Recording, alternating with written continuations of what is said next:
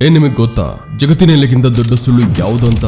ಅದೇ ಶ್ರೀಮಂತ ಜನ ಕಷ್ಟಪಟ್ಟು ಶ್ರೀಮಂತರಾಗ್ತಾರೆ ಅನ್ನೋದು. ಸತ್ಯ ಏನಂದ್ರೆ ಯಾರು ನಿಜವಾಗ್ಲೂ ಶ್ರೀಮಂತ ಇದ್ದಾರೋ ಅವರು ಯಾವತ್ತೂ ಇದನ್ನ ಹೇಳಲ್ಲ ಅವ್ರು ಹೇಗೆ ಶ್ರೀಮಂತರಾದ್ರು ಅನ್ನೋದು. ಅವರು ನಿಮಗೆ ಮೋಟಿವೇಶನಲ್ ಸ್ಪೀಚ್ ಕೊಡ್ತಾರೆ, ಹಾರ್ಡ್ ವರ್ಕ್ ಬಗ್ಗೆ ಮಾತಾಡ್ತಾರೆ, ಅರ್ಲಿ ಮಾರ್ನಿಂಗ್ ರೊಟೀನ್ ಹೇಳ್ತಾರೆ. ಆದ್ರೆ ಆ ನಿಜವಾದ ರಹಸ್ಯ, ಅದು ಅವರ ವೆಲ್ತ್ ನ ಆಕ್ಚುಯಲ್ ರೀಸನ್ ಇರೋದು ಅವರು ಯಾವತ್ತೂ ಶೇರ್ ಮಾಡಲ್ಲ, ಯಾವುದೇ ಕಾರಣಕ್ಕೂ ಮಾಡಲ್ಲ. ಯಾಕಂದ್ರೆ ಏನಾದ್ರೂ ನೀವು ಅದನ್ನ ತಿಳ್ಕೊಬಿಟ್ರೆ ಆಗ ನೀವು ಅದೇ ಆಗ್ಬೋದು ಯಾರು ಅವರಾಗಿದ್ದಾರೋ. 500 ವರ್ಷಗಳ ಹಿಂದೆ ಒಬ್ಬ ವ್ಯಕ್ತಿ ಆ ರಹಸ್ಯನ ಬರ್ದಿದ್ದ.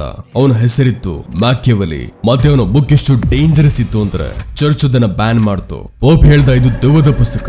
ಗೌರ್ಮೆಂಟ್ಸ್ ಅವನ ಕಾಪಿ ಸುಟ್ ಹಾಕ್ತು. ಯಾಕಂದ್ರೆ ಅದರಲ್ಲಿ ಆ ಸತ್ಯ ಇತ್ತು, ಅದು ಕೇವಲ ರಾಜರು ಮತ್ತೆ ಶ್ರೀಮಂತರಿಗೆ ಮಾತ್ರ ಇತ್ತು, ಸಾಧಾರಣ ವ್ಯಕ್ತಿಗಳಿಗಲ್ಲ. ಇವತ್ತು 9 ರಹಸ್ಯ ನಾನ್ ನಿಮಗೆ ಹೇಳ್ತೇನೆ. ಆದ್ರೆ ಮೊದಲು ಒಂದು ವಾರ್ನಿಂಗ್, ಈ ವಿಡಿಯೋ ಅವರಿಗೋಸ್ಕರ ಅಲ್ಲ. ಯಾರು ಮೋಟಿವೇಶನಲ್ ಕೋಟ್ಸ್ ಕೇಳಿ ಖುಷಿ ಆಗೋರ್ಗೆ ಇದು ಅವರಿಗಿದೆ.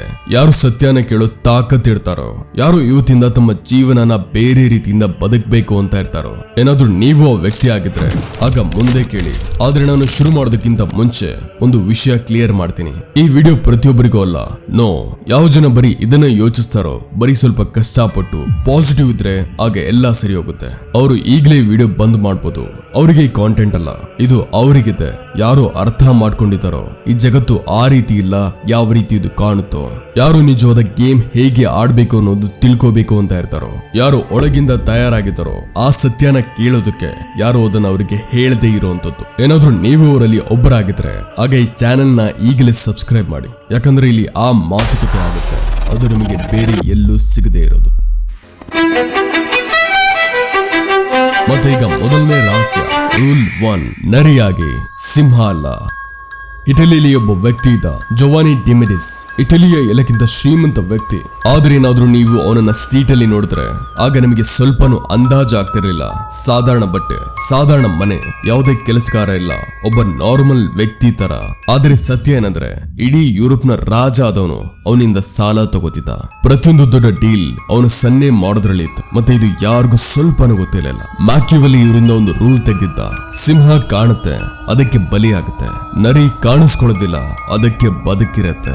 ಈಗ ಒಂದು ಸೆಕೆಂಡ್ ಯೋಚಿಸಿ, ಯಾವಾಗನು ಯೂಟ್ಯೂಬ್, ಇನ್ಸ್ಟಾಗ್ರಾಮ್ ಅಲ್ಲಿ ನಿಮ್ಮ ಹೊಸ ಕಾರ್ ಅಥವಾ ಬೈಕ್ ಫೋಟೋ ಹಾಕ್ತಿರೋ, ಹೊಸ ವಾಚ್ ನ ಫೋಟೋ ಹಾಕ್ತಿರೋ, ಹೊಸ ಮನೆ ಫೋಟೋ ಹಾಕಿದಾಗ ನೀವು ಇದನ್ನ ಯೋಚಿಸ್ತೀರಾ ಜನ ಇಂಪ್ರೆಸ್ ಆಗ್ತಾರಂತ. ಆದ್ರೆ ನಿಜವಾಗ್ಲೂ ಏನಾಗ್ತಿದೆ, ಉರ್ಕೊಳ್ಳೋ ಸಂಬಂಧಿಕರು ಸ್ಕ್ರೀನ್ ಶಾಟ್ ತಗೋತಿದ್ದಾರೆ. ಆ ಫ್ರೆಂಡ್ ನೋಡ್ತಿದ್ದಾನೆ ನಾಳೆ ನಿಮ್ಮಿಂದ ಸಾಲ ಕೇಳೋನು. ನಿಮ್ಮ ಕಾಂಪಿಟೇಟರ್ಸ್ ಅರ್ಥ ಮಾಡ್ಕೊತಿದ್ದಾರೆ ನಿಮ್ಮ ಹತ್ರ ಹಣ ಇದೆ, ನೀವು ಕೂಲ್ ಆಗ್ತಿಲ್ಲ, ಟಾರ್ಗೆಟ್ ಆಗ್ತಿದ್ದೀರಾ. ವಾರನ್ ಬಫೆ ಇವತ್ತು ಅದೇ ಮನೇಲಿ ಇರ್ತಾರೆ, ಯಾವುದನ್ನ ಅವರು 1958ರಲ್ಲಿ ಖರೀದಿಸಿದ್ರು. ಇದು ಕಂಜೂಸ್ ಅಲ್ಲ, ನೋ, ಇದು ಸ್ಟ್ರಾಟಜಿ ಇದೆ. ಇವತ್ತಿಂದ ಒಂದು ಕೆಲಸ ಮಾಡಿ, ನಿಮ್ಮ ಸಕ್ಸಸ್ ಬಗ್ಗೆ ಮಾತಾಡೋದು ಬಂದ್ ಮಾಡಿ, ನಿಮ್ಮ ಇನ್ಕಮ್ ಬಗ್ಗೆ ಮಾತಾಡೋದು ಬಂದ್ ಮಾಡಿ.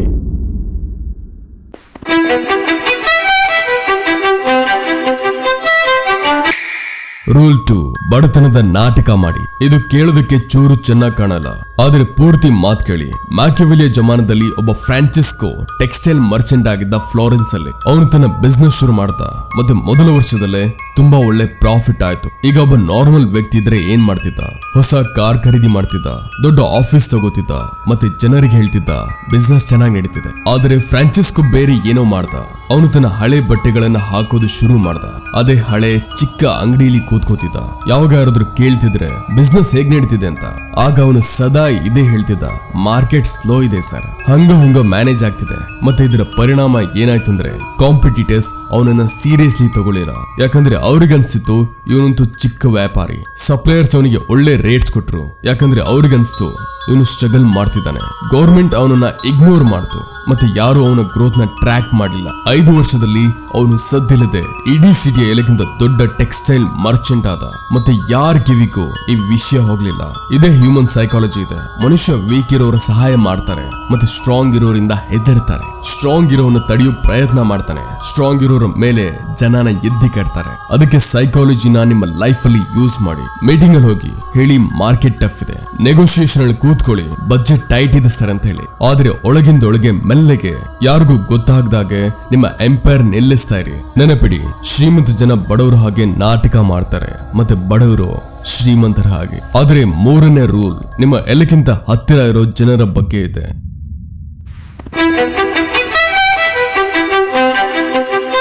ರೂಲ್ 3, ವೈರಿಗಳು ನಿಮ್ಮ ಮನೇಲೇ ಇದ್ದಾರೆ. ಒಂದು ಕೈ ಸತ್ಯ ಕೇಳಿ, ಅದನ್ನು ಬಹುಶಃ ನೀವು ಕೇಳೋದಕ್ಕೆ ಇಷ್ಟಪಡಲ್ಲ. ನಿಮ್ಮ ಎಲೆಕ್ಕಿಂತ ದೊಡ್ಡ ಶತ್ರು ಅವನಲ್ಲ, ಯಾರೋ ನಿಮ್ಮ ಮುಂದೆ ನಿಂತು ನಿಮಗೆ ಚಾಲೆಂಜ್ ಮಾಡೋನು. ನಿಮ್ಮ ಎಲೆಕ್ಕಿಂತ ದೊಡ್ಡ ಶತ್ರು ಅವನು, ಯಾರೋ ನಿಮ್ಮ ಮನೇಲಿ ಕೂತ್ಕೊಂಡು ಊಟ ಮಾಡ್ತಾನೋ, ಯಾರೋ ನಿಮ್ಮ ಫ್ರೆಂಡ್ ಆಗಿ ನಿಮ್ಮ ಜೊತೆ ನಗ್ತಾನೋ, ಯಾರೋ ನಿಮ್ಮ ಮುಂದೆ ನಿಮ್ಮನ್ನ ಕೊಂಡಾಡ್ತಾನೋ, ಮತ್ತೆ ಹಿಂದೆ ನೀವು ಬರ್ಬಾದಾಗೋ ಕನಸು ಕಾಣ್ತಾನೆ. ಮತ್ತೆ ಇಲ್ಲಿ ಡೇಂಜರಸ್ ಯಾವ್ದಂದ್ರೆ, ನೀವು ಅಂತವ್ರನ್ನ ಗುರ್ತಿಡಿಯೋಕ್ಕಾಗಲ್ಲ. ಮುಂಬೈಲಿ ಕೆಲವು ವರ್ಷದ ಹಿಂದೆ ಒಬ್ಬ ಸ್ಟಾರ್ಟ್ಅಪ್ ಫೌಂಡರ್ ಇದ್ದ. ಅವನ ಕಂಪನಿ ವ್ಯಾಲ್ಯೂಯೇಷನ್ 100 ಕೋಟಿ ತನಕ ತಲುಪಿತ್ತು. ಅವನು ಇದರಿಂದೆಲ್ಲ ಖುಷಿ ಆಗಿದ್ದ. ಅವನೊಂದು ದೊಡ್ಡ ಪಾರ್ಟಿ ಇಟ್ಟ, ಎಲ್ಲರನ್ನು ಕರೆದ, ಅವನ ರೆವಿನ್ಯೂ ಪ್ರೋಗ್ರೆಸ್ ಬಗ್ಗೆ ಹೇಳ್ತಾ, ಅದರ ನಂಬರ್ಸ್ ಬಗ್ಗೆ ಮಾತಾಡ್ತಾ, ಫ್ಯೂಚರ್ ಪ್ಲಾನ್ಸ್ ಶೇರ್ ಮಾಡ್ತಾ, ತನ್ನ ಎಲ್ಲಾ ಸ್ಟ್ರಾಟಜಿ ಓಪನ್ ಆಗಿ ಹೇಳ್ತಾ. ಅವನಿಗನ್ಸ್ತು ಇದು ಅವನ ಜೀವನದ ಎಲ್ಲಕ್ಕಿಂತ ಒಳ್ಳೆ ದಿನ ಆಗಿದೆ ಅಂತ.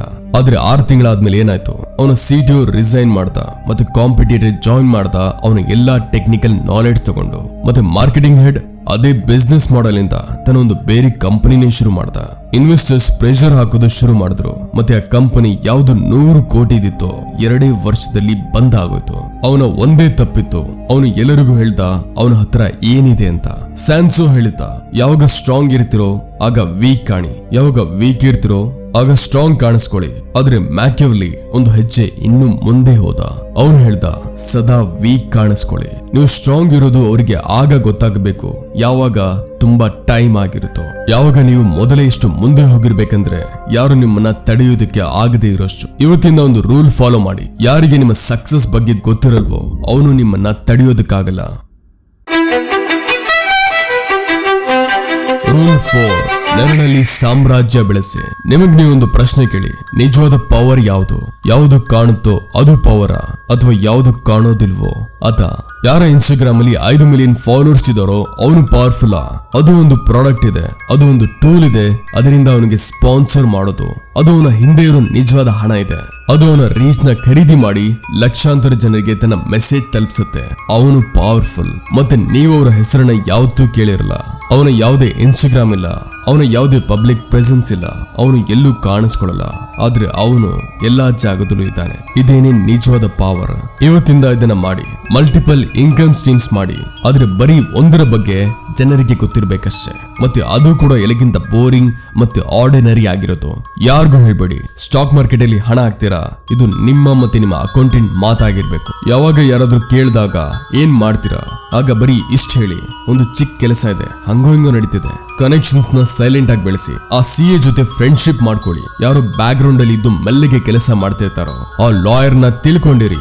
ಯಾರು ಮೀಡಿಯಾ ಮುಂದೆ ಬರಲ್ವೋ ಆ ಬ್ಯಾಂಕರ್ ಜೊತೆ ರಿಲೇಶನ್ಶಿಪ್ ಬೆಳೆಸಿ. ಯಾರು ಸ್ಪಾಟ್ ಲೈಟ್ ಇಂದ ಸದಾ ದೂರ ಇರ್ತಾನೋ ಇದೇ ನಿಜವಾದ ನೆಟ್ವರ್ಕ್ ಇದೆ. ಮತ್ತೆ ಇದೇ ನೆಟ್ವರ್ಕ್ ಒಂದಿನ ನಿಮ್ಮ ಎಲ್ಲಕ್ಕಿಂತ ದೊಡ್ಡ ಸ್ಟ್ರೆಂತ್ ಆಗಿರುತ್ತೆ. ಇಲ್ಲಿ ತನಕ 4 ರಹಸ್ಯಗಳು ಹೊರಗಿನ ಜಗತ್ತಿನ ಬಗ್ಗೆ ಇತ್ತು. ಆದ್ರೆ 5ನೇ ರೂಲ್ ಇದು ನಿಮ್ಮ ಒಳಗಿನ ಆ ವೀಕ್ನೆಸ್ ಬಗ್ಗೆ ಇದೆ. ಅದನ್ನ ನೀವು ತಿಳ್ಕೊಳ್ದೆ ನಿಮ್ಮನ್ನ ಬರ್ಬಾದ್ ಮಾಡ್ತಿದೆ.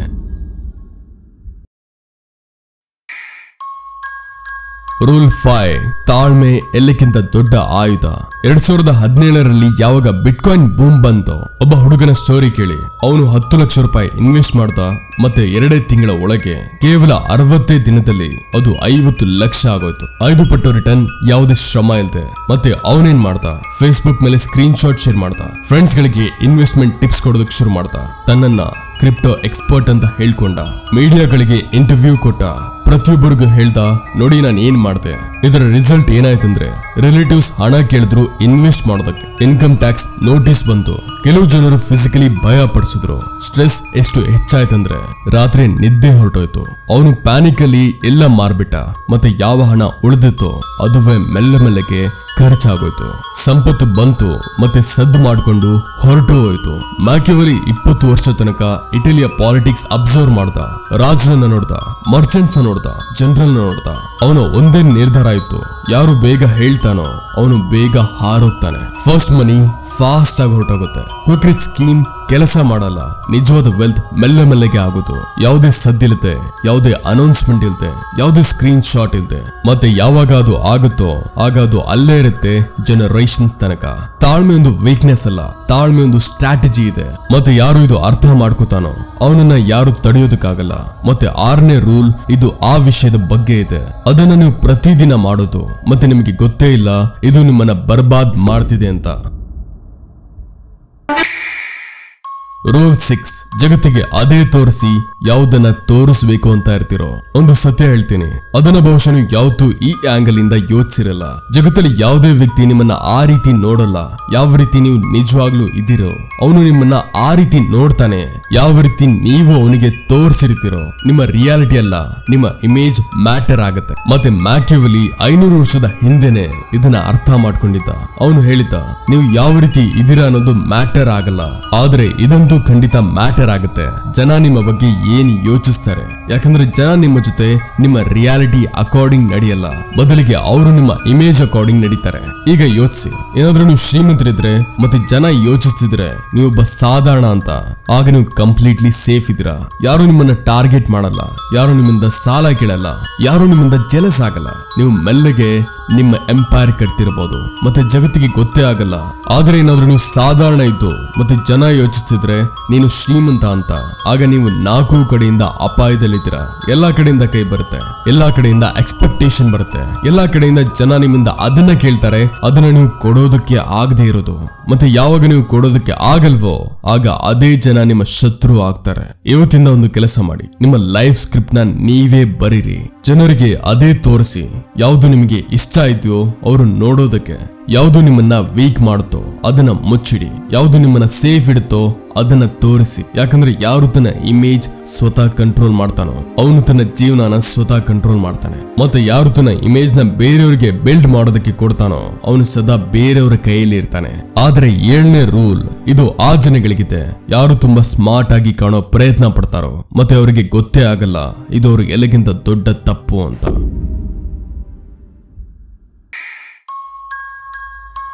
ರೂಲ್ 7, ಎಷ್ಟು ಕಡಿಮೆ ಕಾಣಿಸ್ಕೋತಿರೋ ಅಷ್ಟೇ ಹೆಚ್ಚು ವಾಪಸ್ ಪಡ್ಕೋತೀರಾ. ಮ್ಯಾಕ್ಯಾವೆಲಿ ರೆನೆಸಾನ್ಸ್ ಕೋರ್ಟ್ ಅಲ್ಲಿ ಒಂದು ತುಂಬಾ ಡೇಂಜರಸ್ ಪ್ಯಾಟರ್ನ್ ನೋಟಿಸ್ ಮಾಡ್ದ. ಮತ್ತೆ ಯಾವಾಗ ಅವನು ಈ ಪ್ಯಾಟರ್ನ್ ಅರ್ಥ ಮಾಡ್ಕೊಂಡು ಆಗ ಅವನಿಗೆ ಇದು ಅರ್ಥ ಆಯ್ತು, ಇದೇ ಪ್ಯಾಟರ್ನ್ ಎಲ್ಲಾ ಜಾಗದಲ್ಲೂ ಕೆಲಸ ಮಾಡೋದು. ಯಾರು ಎಲ್ಲಕ್ಕಿಂತ ಜಾಸ್ತಿ ವಿದ್ಯಾವಂತ ಆಗಿದ್ದಾನೋ ಅವನು ಎಲ್ಲಕ್ಕಿಂತ ಮೊದಲು ಸಾಯ್ತಿದ್ದ. ಯಾರು ಎಲ್ಲಕ್ಕಿಂತ ಹೆಚ್ಚು ಕೇಪಬಲ್ ಇದ್ದಾನೋ ಅಂತವನನ್ನ ಎಲ್ಲಕ್ಕಿಂತ ಮೊದಲು ಬಹಿಷ್ಕಾರ ಮಾಡ್ತಿದ್ರು. ಯಾರು ಎಲ್ಲರಿಗಿಂತ ಜಾಸ್ತಿ ತಿಳ್ಕೊಂಡಿದ್ದಾನೋ ಅವನು ಎಲ್ಲರಿಗಿಂತ ಮೊದಲು ಬರ್ಬಾದ್ ಆಗ್ತಿದ್ದ. ಯಾಕಂದ್ರೆ ನಾಲೆಡ್ಜ್ ಒಂದು ಕಂಟಕ. ಯಾರು ತುಂಬಾ ಜಾಸ್ತಿ ತಿಳ್ಕೊಂಡಿರ್ತಾನೋ ಅವನು ರಾಜನ ರಿಪ್ಲೇಸ್ ಮಾಡ್ಬೋದು, ಅವನು ಸಿಸ್ಟಮ್ ನ ತನ್ನ ಫೇವರ್ ಅಲ್ಲಿ ಯೂಸ್ ಮಾಡ್ಬೋದು. ಮತ್ತೆ ಡೇಂಜರಸ್ ಜನಗಳನ್ನ ರಾಜ ಹತ್ರ ಇಟ್ಕೊಳ್ಳಲ್ಲ, ಅವ್ರನ್ನ ಯೂಸ್ ಮಾಡಿ ಎಸಿತಾನೆ, ಇಲ್ಲ ಮೊದಲೇ ಅವ್ರನ್ನ ಮುಗಿಸ್ತಾನೆ. ಇದೇ ಇವತ್ತು ನಿಮ್ಮ ಆಫೀಸಲ್ಲಿ ಆಗ್ತಿದೆ. ಯಾರು ಎಲ್ಲಕ್ಕಿಂತ ಜಾಸ್ತಿ ಸ್ಮಾರ್ಟ್ ಆಗಿ ಕಾಣ್ತಾನೋ ಅವನ ಮೇಲೆ ಎಲ್ಲಕ್ಕಿಂತ ಜಾಸ್ತಿ ಕೆಲಸ ಆಗ್ತಾರೆ, ಅವನ ವಿರುದ್ಧ ಎಲ್ಲಕ್ಕಿಂತ ಜಾಸ್ತಿ ಪಾಲಿಟಿಕ್ಸ್ ಆಗುತ್ತೆ, ಅವನನ್ನ ಎಲ್ಲಕ್ಕಿಂತ ಜಾಸ್ತಿ ತಡೆಯೋ ಪ್ರಯತ್ನ ನಡೆಯುತ್ತೆ, ಅವನಿಂದ ಜಾಸ್ತಿ ಜನ ಹೆದರ್ತಾರೆ. ಮತ್ತೆ ಯಾರು ಹೆದರ್ತಾರೋ ಅವನು ಎಲ್ಲಕ್ಕಿಂತ ಜಾಸ್ತಿ ನಷ್ಟ ಮಾಡ್ತಾನೆ. ಹಾಗಿದ್ರೆ ಮ್ಯಾಕ್ಯಾವೆಲಿಯ ಸೊಲ್ಯೂಷನ್ ಏನಿತ್ತು? ಕೆಲವು ಸರಿ ಎಲ್ಲಕ್ಕಿಂತ ಸ್ಮಾರ್ಟ್ ಮೂವ್ ಏನಂದ್ರೆ ಸ್ವಲ್ಪ ಕಡಿಮೆ ಸ್ಮಾರ್ಟ್ ಆಗಿ ಕಾಣೋದು. ಆಫೀಸಲ್ಲಿ ಪ್ರಮೋಷನ್ ಸಿಗ್ತಾ ಆಗ ಹೇಳಿ ಲಕ್ಕಿ ಇದ್ದೆ, ಬಾಸ್ ದಯೆ ಇತ್ತು. ಬಿಸ್ನೆಸ್ ಅಲ್ಲಿ ಪ್ರಾಫಿಟ್ ಆಯ್ತಾ ಆಗ ಹೇಳಿ ಹಾಗೋ ಹೀಗೋ ಸರ್ವೈವ್ ಮಾಡ್ತಿದೆ. ಯಾವ್ದಾದ್ರು ಬ್ರಿಲಿಯಂಟ್ ಐಡಿಯಾ ಬಂತ ಅದನ್ನ ಸ್ಲೋಲಿ ಪ್ರೆಸೆಂಟ್ ಮಾಡಿ ಯಾವ ರೀತಿ ಅನ್ಸ್ಬೇಕು ಅಂದ್ರೆ ಅದು ಎಲ್ಲರ ಐಡಿಯಾ ತರ. ಯಾವಾಗ ನೀವು ಬುದ್ಧಿವಂತರಾಗಿ ಕಾಣ್ತಿರೋ ಜನ ನಿಮ್ಮಿಂದ ಕಾಂಪೀಟ್ ಮಾಡ್ತಾರೆ, ನಿಮ್ಮನ್ನ ತಡೀತಾರೆ, ನಿಮ್ಮ ವಿರುದ್ಧ ಆಗ್ತಾರೆ. ಆದ್ರೆ ಯಾವಾಗ ನೀವು ಸೀದಾ ಸಾದಾ ಕಾಣ್ತಿರೋ ಆಗ ಜನ ನಿಮ್ಮನ್ನ ಸೇಫ್ ಆಗಿ ನೋಡ್ತಾರೆ, ಅವರು ನಿಮ್ಮಿಂದ ಓಪನ್ ಆಗಿ ಮಾತಾಡ್ತಾರೆ, ಅವರು ನಿಮ್ಮನ್ನ ಸೀರಿಯಸ್ ಆಗಿ ತಗೊಳ್ಳಲ್ಲ. ಮತ್ತೆ ಆಗ ನೀವು ಎಲ್ಲಾ ನೋಡ್ಬೋದು, ಕೇಳ್ಬೋದು, ಅರ್ಥ ಮಾಡ್ಕೋಬಹುದು. ಯಾಕಂದ್ರೆ ಇನ್ಫಾರ್ಮೇಶನ್ ನಿಜವಾದ ಪವರ್ ಇದೆ. ಮತ್ತೆ 8ನೇ ರೂಲ್ ಇದು ಆ ತಪ್ಪಿನ ಬಗ್ಗೆ ಇದೆ, ಅದನ್ನ ಪ್ರತಿಯೊಬ್ಬ ಆಂಬಿಷಿಯಸ್ ವ್ಯಕ್ತಿ ಮಾಡೋದು. ಆ ತಪ್ಪು ಅವನನ್ನ ಶ್ರೀಮಂತನಾಗೋದ್ರಿಂದ ತಡೆಯೋದು, ಮತ್ತೆ ಅವನಿಗೆ ಗೊತ್ತೇ ಇಲ್ಲ. ರೂಲ್ 8, ಹಣನ ಸಂಪಾದಿಸಬೇಡಿ, ಹಣದಿಂದ ಹಣ ಸಂಪಾದಿಸಿ. ಒಂದು ಪ್ರಶ್ನೆ ಕೇಳ್ತೀನಿ ಮತ್ತೆ ಇದರ ಉತ್ತರನ ಹಾನೆಸ್ಟ್ ಆಗಿ ನಿಮಗೆ ನೀವೇ ಕೊಡ್ಬೇಕು. ಏನಾದ್ರೂ ನೀವು ನಾಳೆಯಿಂದ ಕೆಲಸ ಮಾಡೋದು ಬಂದ್ ಮಾಡಿದ್ರೆ ಆಗ ನಿಮ್ಮ ಮನೆ ಎಷ್ಟು ದಿನ ನಡೆಯುತ್ತೆ? 1 ವಾರ, 1 ತಿಂಗಳು, 3 ತಿಂಗಳು? ಏನಾದ್ರೂ ಉತ್ತರ 1 ವರ್ಷಕ್ಕಿಂತ ಕಡಿಮೆ ಇದ್ರೆ ಆಗ ಕೇಳಿಸ್ಕೊಳ್ಳಿ, ನೀವು ಈಗ್ಲೂ ಒಂದು ಸ್ಲೇವ್. ಬದಲಿಗೆ ನಿಮ್ಮ ಬಿಸ್ನೆಸ್ ಇರ್ಲಿ, ನೀವು ಲಕ್ಷದಲ್ಲಿ ಸಂಪಾದಿಸ್ತೀರಿ, ಬದಲಿಗೆ ನೀವು ಎಷ್ಟೇ ಸಕ್ಸಸ್ಫುಲ್ ಆಗಿರಿ, ಬಟ್ ಏನಾದ್ರೂ ನಿಮ್ಮ ಇನ್ಕಮ್ ನಿಮ್ಮ ಟೈಮ್ ಮೇಲೆ ಡಿಪೆಂಡ್ ಆದ್ರೆ ಆಗ ನೀವು ಫ್ರೀ ಅಲ್ಲ, ನೀವು ಬರೀ ಒಂದು ಗಿಲ್ಡೆಡ್ ಕೇಜ್ ಅಲ್ಲಿ ಇದ್ದೀರಾ. ಅದು ಕಾಣೋದಕ್ಕಂತೂ ಬ್ಯೂಟಿಫುಲ್ ಆಗಿದೆ, ಆದ್ರೆ ಅದು ಕೇಜ್ನೆ. ಮ್ಯಾಕ್ಯಾವೆಲಿ ರೆನೆಸಾನ್ಸ್ ಇಟಲಿಲಿ ಒಂದು ತುಂಬಾ ಇಂಟ್ರೆಸ್ಟಿಂಗ್ ಪ್ಯಾಟರ್ನ್ ಅಬ್ಸರ್ವ್ ಮಾಡ್ದ. ಯಾವ ಫ್ಯಾಮಿಲೀಸ್ ದೊಡ್ಡ ಗ್ರ್ಯಾಂಡ್ ಪ್ಯಾಲೇಸ್ ಗಳು ಕಟ್ಟಿದ್ರು, ಯಾರು ತಮ್ಮ ವೆಲ್ತ್ ನ ಜಗತ್ತಿನ ಮುಂದೆ ಡಿಸ್ಪ್ಲೇ ಮಾಡಿದ್ರು, ಯಾರು ಎಕ್ಸ್ಪೆನ್ಸಿವ್ ಸೆಲೆಬ್ರೇಷನ್ಸ್ ಇಟ್ರು, ಮತ್ತೆ ತಮ್ಮ ಪವರ್ ತೋರ್ಸಿದ್ರು. ಆ ಫ್ಯಾಮಿಲೀಸ್ ಕೇವಲ 2-3 ಜನರೇಷನ್ಸ್ ಅಲ್ಲಿ ಕಡು ಬಡವರಾಗಿದ್ರು. ಅವರ ಪ್ಯಾಲೇಸ್ ಗಳು ಖಾಲಿ ಆಯ್ತು. ಅವರ ಹೆಸರು ಇತಿಹಾಸದ ನೋಟ್ಸ್ ಅಲ್ಲಿ ಕೇವಲ ಫಾಂಟ್ ಆಗಿ ಉಳಿತು. ಆದ್ರೆ ಯಾವ ಫ್ಯಾಮಿಲೀಸ್ ಟ್ರೇಡ್ ರೂಟ್ಸ್ ಕಂಟ್ರೋಲ್ ಮಾಡಿದ್ರು, ಯಾರು ಸಿಸ್ಟಮ್ ಮಾಡಿದ್ರು, ಯಾರು ಅವರು ಇಲ್ದೇ ಇದ್ರು ಕೆಲಸ ಮಾಡೋ ಸ್ಟ್ರಕ್ಚರ್ ನಿಲ್ಲಿಸಿದ್ರು, ಆ ಫ್ಯಾಮಿಲೀಸ್ ಈಗ್ಲೂ ಪವರ್ಫುಲ್ ಇದೆ. ಸೆಂಚುರೀಸ್ ಗಳ ನಂತರನು ವ್ಯತ್ಯಾಸ ಕೇವಲ ಇಷ್ಟೇ ಇತ್ತು. ಒಬ್ಬ ಮಾನ್ಯುಮೆಂಟ್ ಕಟ್ತಾ, ಬೇರೆಯವನು ಸಿಸ್ಟಮ್ ಮಾಡ್ದ. ಮಾನ್ಯುಮೆಂಟ್ ಕಾಣುತ್ತೆ ಆದ್ರೆ ತಿನ್ನುತ್ತೆ ಕೂಡ. ಸಿಸ್ಟಮ್ ಕಾಣೋದಿಲ್ಲ ಆದ್ರೆ ತಿನ್ನಿಸುತ್ತೆ. ಫೆರಾರಿ ಖರೀದಿ ಮಾಡೋದು ಮಾನ್ಯುಮೆಂಟ್ ಇದೆ. ಇದು ಪ್ರತಿ ವರ್ಷ ನಿಮ್ಮ ಜೇಬಿಂದ ಹಣ ತೆಗೆಯುತ್ತೆ. ಆದ್ರೆ ಒಂದು ಡಿವಿಡೆಂಡ್ ಪೋರ್ಟ್ಫೋಲಿಯೋ ಬಿಲ್ಡ್ ಮಾಡೋದು ಸಿಸ್ಟಮ್ ಇದೆ. ಇದು ಪ್ರತಿ ತಿಂಗಳು ನಿಮ್ಮ ಅಕೌಂಟ್ ಅಲ್ಲಿ ಹಣ ಹಾಕುತ್ತೆ. ರೋಲೆಕ್ಸ್ ಹಾಕೊಳ್ಳೋದು ಮಾನ್ಯುಮೆಂಟ್ ಇದೆ. ಇದು ನಿಮ್ಮನ್ನ ಗುಡ್ ಫೀಲ್ ಮಾಡಿಸುತ್ತೆ ಆದ್ರೆ ನಿಮಗೋಸ್ಕರ ಏನು ಮಾಡಲ್ಲ. ಆದ್ರೆ ಒಂದು ಪ್ಯಾಸಿವ್ ಇನ್ಕಮ್ ಸ್ಟೀಮ್ ಮಾಡೋದು, ಇದು ನೀವು ಮಲಗಿರ್ಬೇಕಾದ್ರೂ ಕೆಲಸ ಮಾಡುತ್ತೆ. ಇವತ್ತಿಂದ ಪ್ರತಿ ತಿಂಗಳು ನಿಮಗೆ ನೀವು ಪ್ರಶ್ನೆ ಕೇಳಿ, ನಾನು ಈ ತಿಂಗಳು ಯಾವ್ದಾದ್ರು ಈ ರೀತಿ ಕೆಲಸ ಮಾಡ್ತಿದ್ದೀನ, ಅದು ನಾನು ಇಲ್ದೇ ಇದ್ರು ಹಣ ಸಂಪಾದಿಸ್ಕೊಡೋದು. ಏನಾದ್ರೂ ಉತ್ತರ ಇಲ್ಲ ಅಂದ್ರೆ ಆಗ ನೀವು ಆ ರ್ಯಾಟ್ ರೇಸ್ ಅಲ್ಲಿ ಇದ್ದೀರಾ. ಅದರಿಂದ ಹೊರಗೆ ಬರೋದು ಪ್ರತಿದಿನ ಕಷ್ಟ ಆಗ್ತಿದೆ. ಸಿಸ್ಟಮ್ ಮಾಡಿ, ಮಾನ್ಯುಮೆಂಟ್ ಅಲ್ಲ. ಮತ್ತೆ 9ನೇ ರಹಸ್ಯ, ಇದು ಮ್ಯಾಕ್ಯಾವೆಲಿಯ ಎಲೆಕ್ಕಿಂತ ಪರ್ಸನಲ್ ಮತ್ತೆ ಎಲೆಕ್ಕಿಂತ ಡೇಂಜರಸ್ ಮತ್ತೆ ಎಲೆಕ್ಕಿಂತ ಡೀಪ್ ಲೆಸನ್ ಇದೆ. ಈ ಲೆಸನ್ ಅವನು ತನ್ನ ಪೂರ್ತಿ ಜೀವನದ ಅಬ್ಸರ್ವೇಷನ್ ಗಳ ನಂತರ ನೋಡಿ ತೆಗೆದಿರೋದು. ರೂಲ್ 9, ಶ್ರೀಮಂತರ ಹಾಗೆ ಕಾಣೋದು ಬಂದ್ ಮಾಡಿ, ಬದಲಿಗೆ ನಿಜವಾದ ಶ್ರೀಮಂತರಾಗಿ. ಇದು ಮ್ಯಾಕ್ಯಾವೆಲಿ ಎಲೆಕ್ಕಿಂತ ಡೇಂಜರಸ್ ಮತ್ತೆ ಡೀಪ್ ಲೆಸನ್ ಇದೆ. ಮತ್ತೆ ಈ ಲೆಸನ್ ಒಬ್ಬ ರಿಯಲ್ ಲೈಫ್ ವ್ಯಕ್ತಿಯಿಂದ ಬರುತ್ತೆ. ಐಕ್ಯಾನ ಫೌಂಡರ್ ಇಂಗ್ವಾರ್ ಕಾಮ್ರಾಡ್ ನ ನೆಟ್ವರ್ತ್ $58 ಬಿಲಿಯನ್. ಜಗತ್ತಿನಲ್ಲಿಗಿಂತ ಶ್ರೀಮಂತ ವ್ಯಕ್ತಿಗಳಲ್ಲಿ ಒಬ್ಬ. ಆದ್ರೆ ನೀವು ಅವರನ್ನ ಸ್ಟ್ರೀಟ್ ಅಲ್ಲಿ ಸಿಕ್ಕಿದ್ರೆ ಆಗ ನಿಮಗೆ ಸ್ವಲ್ಪನೂ ಅಂದಾಜಾಗ್ತಿರ್ಲಿಲ್ಲ. ಅವರು ಸದಾ ಎಕನಾಮಿಕ್ ಕ್ಲಾಸ್ ಅಲ್ಲಿ ಟ್ರಾವೆಲ್ ಮಾಡ್ತಿದ್ರು. 15 ವರ್ಷ ಹಳೆಯ ವೋಲ್ವೋ ಓಡಿಸ್ತಿದ್ರು. ಗ್ರಾಸರಿಗಳಿಗೆ ಡಿಸ್ಕೌಂಟ್ ಕೂಪನ್ ಬಳಸ್ತಿದ್ರು. ಸ್ಟ್ರೀಟ್ ಫುಡ್ ತಿಂತಿದ್ರು. ಮಾರ್ಕೆಟ್ಗೆ ಸ್ವತಃ ಹೋಗಿ ತರಕಾರಿ ತಗೋತಿದ್ರು. ಜನ ಅವ್ರನ್ನ ನೋಡಿ ನಗ್ತಿದ್ರು. ಈ ಮುದುಕ ಕಂಜೂಸು, ಅಷ್ಟೊಂದು ದುಡ್ಡಿದೆ ಆದ್ರೂ ಹೇಗಿದ್ದಾನೆ. ಆದ್ರೆ ಅವರು ನಗುತ್ತಿರ್ಲಿಲ್ಲ. ಅವರು ತನ್ನನ್ನ ಪ್ರೊಟೆಕ್ಟ್ ಮಾಡ್ತಿದ್ರು ಅನ್ವಾಂಟೆಡ್ ಅಟೆನ್ಷನ್ ಇಂದ, ಜಲಸಿಯಿಂದ. ಆ ಜನಗಳಿಂದ ಯಾರು ಅವರ ವೆಲ್ತ್ ನೋಡಿ ಅವರ ಹತ್ರ ಬರೋರು. ಅವರು ತಮ್ಮ ವೆಲ್ತ್ ನ ಎಂಜಾಯ್ ಮಾಡ್ದ, ಆದ್ರೆ ಅದ್ರ ತಮಾಷೆ ಮಾಡಲಿಲ್ಲ.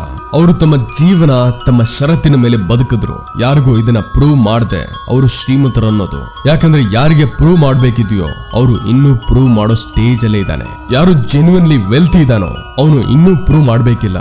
ಇವತ್ತಿಂದ ಇದನ್ನ ಮಾಡಿ. ಬ್ರಾಂಡೆಡ್ ಕ್ಲಾತ್ಸ್ ಯಾವ್ದ್ರಲ್ಲಿ ದೊಡ್ಡ ಲೋಗೋಸ್ ಇರುತ್ತೋ ಅದನ್ನ ಪಬ್ಲಿಕ್ ಅಲ್ಲಿ ಕಡಿಮೆ ಹಾಕೊಳ್ಳಿ. ನಿಮ್ಮ ಸಕ್ಸಸ್ ಸ್ಟೋರೀಸ್ ಸೋಷಿಯಲ್ ಮೀಡಿಯಾದಲ್ಲಿ ಶೇರ್ ಮಾಡೋದು ಬಂದ್ ಮಾಡಿ. ಸಿಂಪಲ್ ಆಗಿರಿ, ಇನ್ವಿಸಿಬಲ್ ಆಗಿರಿ. ಯಾಕಂದ್ರೆ ಜಗತ್ತಿನ ಎಲ್ಲಕ್ಕಿಂತ ದೊಡ್ಡ ಸತ್ಯ ಇದೇನೆ. Money is loud, wealth is quiet. ಹಣ ಸದ್ದು ಮಾಡುತ್ತೆ, ಸಂಪತ್ತು ಸುಮ್ಮನೆ ಇರುತ್ತೆ. ಸೊ ಇವತ್ತು ನೀವು 9 ರಹಸ್ಯ ಕೇಳಿದ್ರೆ, ಆದ್ರೆ ಇದೊಂದು ರಹಸ್ಯ ಅಷ್ಟೇ ಅಲ್ಲ, ಇದೊಂದು ಹೊಸ ಯೋಚಿಸೋ ರೀತಿ ಇದೆ. ಜಗತ್ತನ್ನ ನೋಡೋದಕ್ಕೆ, ಜೀವನ ಬದುಕೋದಕ್ಕೆ. ಯಾವಾಗ ನೀವು ಪ್ರೂವ್ ಮಾಡೋದು ಬಂದ್ ಮಾಡ್ತಿರೋ ಆಗ ನೀವು ಇಂಪ್ರೂವ್ ಆಗೋದು ಶುರು ಮಾಡ್ತೀರಾ. ಯಾವಾಗ ನೀವು ಸದ್ದನ್ನ ಬಂದ್ ಮಾಡ್ತಿರೋ ಆಗ ನಿಮ್ಮ ಕೆಲಸ ಹೇಳುತ್ತೆ. ಮ್ಯಾಕ್ಯಾವೆಲಿ ಅದಕ್ಕೆ ಹೇಳಿತ, ಅದನ್ನಾಗಿ ಯಾವುದು ಇದೆಯೋ ಆದ್ರೆ ಕಾಣೋದಿಲ್ಲ, ಆ ವ್ಯಕ್ತಿಯಾಗಿ ಯಾರ ಹತ್ರ ಎಲ್ಲ ಇದೆಯೋ ಆದ್ರೆ ಯಾರಿಗೂ ಗೊತ್ತಿಲ್ಲ.